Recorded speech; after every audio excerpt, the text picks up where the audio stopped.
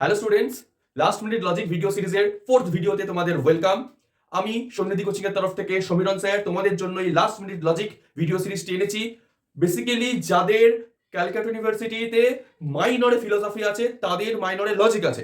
সেই লজিকের জন্য তোমরা খুব সহজে খুব তাড়াতাড়ি কি করে লাস্ট মিনিটে লজিকটা শিখে নিতে পারো এবং পরীক্ষায় গিয়ে ফুল মার্কস পেতে পারো সেই লজিকগুলোতে, তার জন্য আমাদের এই লাস্ট মিনিট লজিক সিরিজ। তোমরা অলরেডি আশা করব লাস্টের তোমরা 3টে ভিডিও দেখে ফেলেছো। আজকে ফোর্থ ভিডিওতে আমরা শিখবো নিরপেক্ষ ন্যায় বা ক্যাটেগরিক্যাল সিলোজিজম। চলো ভিডিও শুরু করে ফেলি। এই নিরপেক্ষ ন্যায় বা ক্যাটেগরিক্যাল সিলোজিজম বানিয়েছেন অ্যারিস্টটল।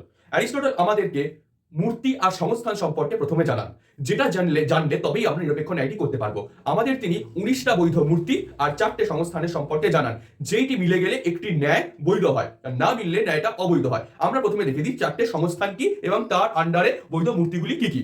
দেখো এখানে আমাদের এই 4টে সংস্থান রয়েছে। এইটা হচ্ছে প্রথম সংস্থান, এটা হচ্ছে দ্বিতীয় সংস্থান, এটা হচ্ছে তৃতীয় সংস্থান, এটা হচ্ছে চতুর্থ সংস্থান। এগুলো কি করে নির্ণয় করতে হয়, কি বৃত্তান্ত, ওগুলো আমরা যত ভিডিওতে এগোবো তত তোমাদের কাছে ক্লিয়ার হবে। তার আগে 19টা যে বৈধ মূর্তি আছে সেগুলো সম্পর্কে জেনে নিই। 19টা বৈধ মূর্তি হচ্ছে, ফার্স্ট ফিগারে হচ্ছে বারবারা সিলারেন ডেরিয়া ফেরিও, সেকেন্ড ফিগারে হচ্ছে সিজারে ক্যামিস্ট্রেস বারুকো ফেস্টিনো, থার্ড ফিগারে হচ্ছে ব্রোকার্ডো ডারাপ্টি ডেটাসি ডিসামিস ফিলাপটন ফেরিশন, আর ফোর্থ ফিগারে হচ্ছে ব্রামান্টিক ক্যামিনেস ডিমারিস ফিসাপো ফ্রেসিশন। এই 19টি বৈধ মূর্তির নাম তোমাদের একটু কষ্ট করে মুখস্থ রাখতে হবে। মূর্তি ও সংস্থান জানার পর আমাদের যেটা ইম্পর্টেন্ট সেটা হচ্ছে একটা নিরপেক্ষ ন্যায়ের বা ক্যাটেগরিক্যাল সিলোজিজমের বৈধতার কিছু নিয়ম আছে। বই খুললে তোমরা দেখতে পাবে সেখানে 10খানা নিয়ম আছে। 10খানা নিয়মই লাস্ট মিনিটে মনে রাখা পসিবল নয়। তাই জন্য আমি তোমাদের জন্য সেটা কিছুটা সহজ করে দিচ্ছি। তোমাদের লাস্ট মিনিটে 10খানা নিয়ম মনে রাখার প্রয়োজন নেই। এই তিনখানা মাত্র নিয়ম মনে রাখলেই তোমাদের নম্বর পুরো আসবে। মাত্র 3খানা নিয়ম মনে রাখতে হবে, 10খানা নয়, 3খানা। এইটা এলেই তুমি নিরপেক্ষ ন্যায় অনুমানের বৈধতা বিচার অনায়াসে করতে পারবে। চলো দেখে নিই নিয়মগুলো কি কি।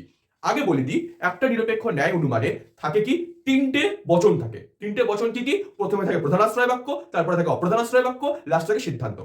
ঠিক আছে, এই দুটো আশ্রয় বাক্য প্রধান আর অপ্রধান থেকে অনিবার্যভাবে সিদ্ধান্তটা নিশ্চিত হয়। হলো, আর থাকে 3টে পদ। কি কি? পক্ষ, সাধ্য এবং হেতু। পক্ষপদ, সাধ্যপদ, হেতুপদ। প্রত্যেকটা পদ ব্যবহার হয় দুবার করে। এইবার এই পদগুলোর ব্যাপ্যতার উপর ডিপেন্ড করে আছে একটা ন্যায় অনুমান বৈধ হচ্ছে না অবৈধ হচ্ছে। তো সেইটার উপরই ডিপেন্ড করে আমাদের নিয়ম দিয়েছে অ্যারিস্টটল। সেই নিয়মগুলো কি কি সেটা আমরা ছোট করে 3টে নিয়ম মাত্র জানবো। সেটা প্রথম হচ্ছে, হেতুপদকে অন্তত একবার ব্যাপ্য হতে হবে। প্রথম দুটো আশ্রয় বাক্য অর্থাৎ প্রধান এবং অপ্রধান আশ্রয় বাক্যে হেতুপদ ব্যবহার করা হয়। এই দুটো আশ্রয় বাক্যে হেতুপদকে অন্তত একবার ব্যাপ্য হতে হবে। অন্তত একবার মানে একবার হলেই হয়ে যাবে। সেকেন্ড, যে পদ আশ্রয় বাক্যে ব্যাপ্য নয় সেটা সিদ্ধান্তে ব্যাপ্য হতে পারবে না। অর্থাৎ যে পদটা আশ্রয় বাক্য প্রধান এবং অপ্রধান আশ্রয় বাক্যে ব্যাপ্য হয়নি সেইটা সিদ্ধান্তে গিয়ে কোনোদিনও ব্যাপ্য হতে পারে না। যদি ব্যাপ্য হয়ে যায় তাহলে সেখানে ন্যায়টি অবৈধ হবে। লাস্ট, দুটি নঙর্থক আর বিশেষ আশ্রয় বাক্য। দুটি নঙর্থক মানে কি? ধরা যাক প্রধান এবং অপ্রধান আশ্রয় বাক্য দুটোই ই বা ও বা ইও এরকম বলো, সেখান থেকে কোনো বৈধ সিদ্ধান্ত নিশ্চিত হতে পারে না। সিদ্ধান্ত নিশ্চিত হয় বাট সেটা বৈধ হয় না। আর একটা কি? দুটি বিশেষ মানে আই ও, এই দুটোই যদি থাকে, প্রধান এবং অপ্রধান আশ্রয় বাক্য হলো আইও বা ও আই এরকম হলো, সেখান থেকে যে সিদ্ধান্তটা নিশ্চিত হবে সেটাও বৈধ হবে না। এইবার আমরা করে দেখিনি। তোমাদের জন্য একটা এক্সাম্পল আমি নিয়ে নিয়েছি, পরীক্ষাতে যেরকম দেয় এক্স্যাক্টলি সেই রকমই নিয়েছি, যাতে তোমাদের লাস্ট মিনিটে কোনো অসুবিধা না হয়। তো কি নিয়েছি দেখে নি। দার্শনিকরা যুক্তিবাদী, কবিরা সকলেই দার্শনিক, অতএব কবিরা সকলেই যুক্তিবাদী। এরকম দিয়ে দেবে, দিয়ে বলবে এই অনুমানটির বা নিম্নলিখিত যুক্তিটির বৈধতা বিচার করো নিরপেক্ষ ন্যায় অনুমানের পদ্ধতির মাধ্যমে। তো আমার প্রথমে কাজ হবে সিদ্ধান্ত বাক্যটাকে খুঁজে বার করা। কেন সেটা তোমাকে এক্ষুনি জানাচ্ছি। একটা ন্যায়তে বলেছি প্রধান আশ্রয় বাক্য, অপ্রধান আশ্রয় বাক্য এবং সিদ্ধান্ত থাকে। তো প্রথমে আমাকে সিদ্ধান্তটা খুঁজতে হবে। কিভাবে খুঁজবো? অতএব, সুতরাং, এই সব কথার পরে যেটি থাকবে সেটিকেই আমরা সিদ্ধান্ত বলবো। এখানে দেখো অতএব ব্যবহার করছি, যে অতএবের পরে কবিরা সকলেই যুক্তিবাদী, এটা হচ্ছে সিদ্ধান্ত। আমার কাজ হবে ওপরের দুটো লাইন লেখার জায়গা লিখে লাস্টের অতএব দিয়ে এটার এলএফ করে লিখবো। কবিরা সকলেই যুক্তিবাদী, সকল কবি হয় যুক্তিবাদী বলে ব্র্যাকেটে যে বচন, এখানে এ বচন হয়েছে, এ বচন লিখে দিয়েছি। এইবার কেন সিদ্ধান্তটাই খুঁজবো? সিদ্ধান্তের উদ্দেশ্যে এস, বিদেহে পি।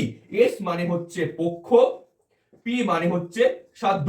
অর্থাৎ আমি পক্ষপদ আর সাধ্যপদটা পেয়ে গেলাম। যুক্তিতে এই পক্ষপদ এবং সাধ্যপদের পজিশনটা চেঞ্জ হয় না কখনো, তাই জন্য সিদ্ধান্তে এইটি আমার খুব ইম্পর্টেন্ট খুঁজে বার করে ফেলা।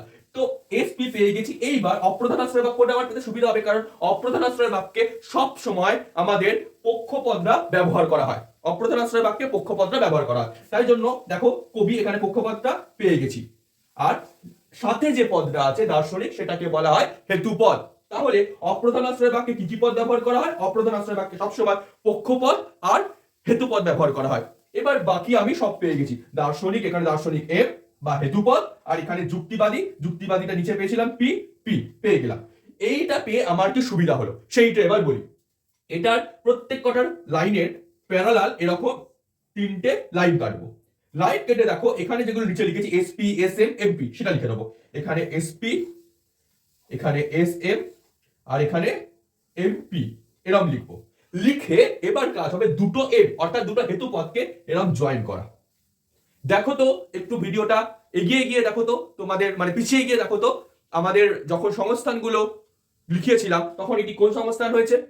এটি হয়েছে আমাদের প্রথম সংস্থান। এইভাবে আমরা সংস্থানটা পেয়ে গেলাম এসপি বা পক্ষ সাধ্য হেতুর মাধ্যমে। এবার লাস্টে এখানটা অতএব দিতে হবে, কারণ এটা সিদ্ধান্ত। এই এবং প্রত্যেক কটার পাশে যে যে বচন হয়েছে সেই বচনটা লিখে দেবো। এখানে এ, এখানে এ, এখানে এ, যেহেতু এখানে প্রত্যেকবার এই বচন আছে। এইবার আমার কাজ হচ্ছে ব্যাপ্যতাকে ডিটারমাইন করা। ব্যাপ্যতা এবার আমি কি করে মনে রাখবো কোন বচনের কোন পদ ব্যাপ্য? সেটার একটা খুব ইজি সূত্র তোমাদের বলে দিচ্ছি। এই লেখাটা অ্যাসি বিনপ, এটার মানেটা কি? এ বচনে এস মানে সাবজেক্ট, ই বচনে বোথ মানে উভয়, বি মানে বোথ, আই বচনে এন মানে নন কোনোটাই নয়, আর ও বচনে পি মানে প্রেডিকেট। অ্যাসি বিনপ, এ বচনে সাবজেক্ট টার্ম ব্যাপ্য হচ্ছে, বি বচনে বোথ উদ্দেশ্য বিধেয় দুটোই ব্যাপ্য হচ্ছে, আই বচনে নন মানে কোনোটাই ব্যাপ্য হচ্ছে না, ও বচনে পি মানে প্রেডিকেট ব্যাপ্য হচ্ছে। ক্লিয়ার? তাহলে খুব সহজে বুঝে গেছি। এইবার এই অনুযায়ী আমার কাছে যেহেতু সবকটাই এ বচনে সাবজেক্ট টার্ম ব্যাপ্য, তাই যেইটা ব্যাপ্য হবে তার মাথায় এরকম রাইট দিয়ে দেবো, আর যেটা অব্যাপ্য সেটা কাটা দেবো। তাহলে এ বচনে যেহেতু সাবজেক্ট টার্ম ব্যাপ্য তাই সাবজেক্টে রাইট বেড়েছি, আর প্রেডিকেটে কাটা আমি দিয়েছি। এইবার যে নিয়মগুলো শিখেছিলাম সেই নিয়মগুলোতে একবার চলে যাই। নিয়মগুলো অনুযায়ী প্রথম আমাকে দেখতে হবে হেতুপদটা অন্তত একবার ব্যাপ্য হয়েছে কিনা। এবার আমি ডিটারমাইন করছি এটা বৈধ না অবৈধ, ডিটারমাইন করছি। দেখো হেতুপদ এম, এখানে রাইট এখানে কাটা, অর্থাৎ আমার একবার তো রাইট পেয়ে গেছি, অন্তত একবার ব্যাপ্য হয়ে গেছে, ব্যাস আমার কোনো চিন্তা নেই। এইবার আমার দ্বিতীয় যে নিয়মটা ছিল সেটা দেখি। সেই নিয়ম অনুযায়ী যে পদ আশ্রয় বাক্যে ব্যাপ্য হয়নি সেই পদ সিদ্ধান্তে ব্যাপ্য হতে পারবে না। অর্থাৎ আশ্রয় বাক্য যদি এইখানে কাটা হতো আর এইখানে রাইট হতো, মানে আশ্রয় বাক্যে রাইট হতো সিদ্ধান্তে কাটা হতো, তাহলে আমার প্রবলেম হতো। অর্থাৎ মানেটা কি? আশ্রয় বাক্যে ব্যাপ্য হয়নি বাট কি সিদ্ধান্তে ব্যাপ্য হয়ে গেছে, এইটা কখনো বৈধ নয়। এবার দেখি পক্ষপাতের ক্ষেত্রে কি হয়েছে। পক্ষপাতের ক্ষেত্রে দুটোতেই রাইট, আমার কোনো অসুবিধাই হয়নি, তাহলে এইটি কোনো নিয়ম লঙ্ঘন করেনি, তাই এইটি হচ্ছে বৈধ। বৈধ। এবার বৈধতা বিচার করার পরে এবার আমাকে বুঝতে হবে এটা কি। এটা যেহেতু ফার্স্ট ফিগার তাই জন্য আমাকে এখানে লিখতে হবে ফার্স্ট ওয়ান, আর এখানে আছে এ এ এ এ এ এ ফার্স্ট ফিগারের এ এ এ অ্যাকচুয়ালি লিখে এরকম ভাবে এইদিকে লিখতে হয় এ এ ওয়ান। তাহলে এটি কি? ফার্স্ট ফিগারের বৈধ মূর্তি বারবারা। ব্যাস আমরা শিখে গেলাম কিভাবে বৈধতা নির্ণয় করতে হয়। বৈধ বচন, বৈধ যুক্তি পেয়ে গেছি, এইভাবে আমাকে বৈধতা ডিটারমাইন করতে হয়। অবৈধতা কিভাবে ডিটারমাইন করতে হয় সেটা এবার আমি দেখিয়ে নিই। অবৈধ ডিটারমাইন করার জন্য আমাকে ব্যাপ্যতার নিয়মটা মাথায় রাখতে হবে। যদি দেখা যায় হেতুপদ একবারও ব্যাপ্য হয়নি, এই সংস্থানটার উপর আমি দেখাচ্ছি, যদি হেতুপদ দুবারই অব্যাপ্য হয়, এরকম একটা পসিবল সিচুয়েশন এলো, তখন আমাকে করতে হবে এটা কি? অব্যাপ্য হেতু দোষ।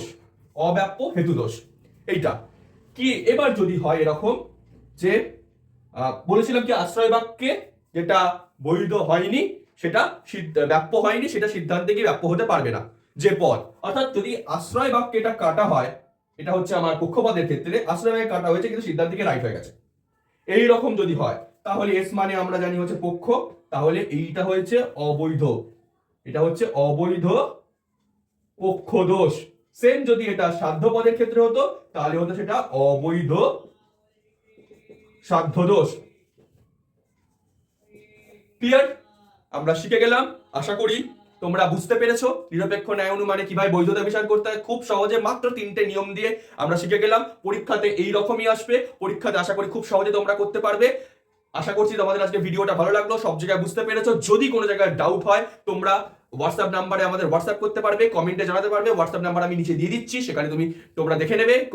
যদি কোনো অসুবিধা থাকে সেখানে আমাকে একটা হোয়াটসঅ্যাপ করে দেবে, আমরা তাই সমাধান করে দেবো। আর সঙ্গে সঙ্গে তোমার ভিডিওটা যদি তোমার ভালো লাগে থাকে আমাদের চ্যানেলটিকে সাবস্ক্রাইব করো, লাইক করো, শেয়ার করো, কমেন্ট করো, ফেসবুক পেজটাকে ফলো করো সন্নিধি কোচিং।